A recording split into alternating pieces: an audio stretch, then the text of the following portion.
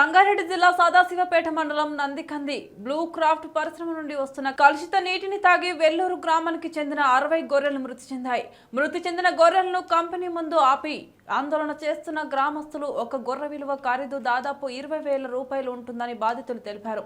అయితే ఇట్టి గొర్రె కాపరులు తెలంగాణ రాష్ట్రం మహబూబ్ నగర్ జిల్లా నుండి వలసల కూలీలుగా రాష్ట్రంలోని వివిధ గ్రామ శివారులో గొర్రెలను మేపుకుంటూ జీవనం కొనసాగిస్తుంటారు. ప్రతి రోజులాగే ఈ రోజు కూడా సదాశివపేట మండలంలోని వెల్లూరు గ్రామ శివారులో ఇట్టి గొర్రె కాపర్లు వాటిని తీసుకొని గ్రామ శివారులో ఉన్నటువంటి మేతకు తీసుకువెళ్లారు.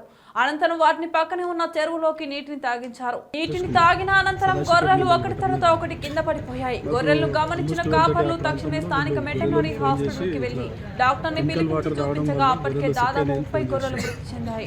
చికిత్స చేస్తున్న తరుణంలో మరికొన్ని గొర్రెలు చనిపోయాయి. అనంతరం వాటిని పరీక్షించి చికిత్స చేసిన కొన్ని గొర్రెలు ప్రాణప్రాయ స్థితిలో 950 గొర్రెల దాకా ఉన్నాయి. అందులో మేము వెళ్ళి చూసేసరికి 35 గొర్రెలు చనిపోయింది. రిమైనింగ్ ఒక 40 గొర్రెల దాకా సిక్ అయి సీరియస్ ఉంది. వాటికి ట్రీట్మెంట్ చేయడం జరిగింది. ట్రీట్మెంట్ చేసే ప్రాసెస్లో కూడా ఒక 8 గొర్రెల దాకా చనిపోయింది. ఓవరాల్గా మళ్ళీ ఇప్పుడు లాస్ట్ 5 గంటలకు మేము అక్కడి నుంచి వచ్చే టైంకి 40 పెద్ద గొర్రెలు 3 చిన్న గొర్రెలు చనిపోయాం. జీవాలు తోలుకొస్తుంటే ఇక్కడ 20 రోజులు అయింది అక్కడ.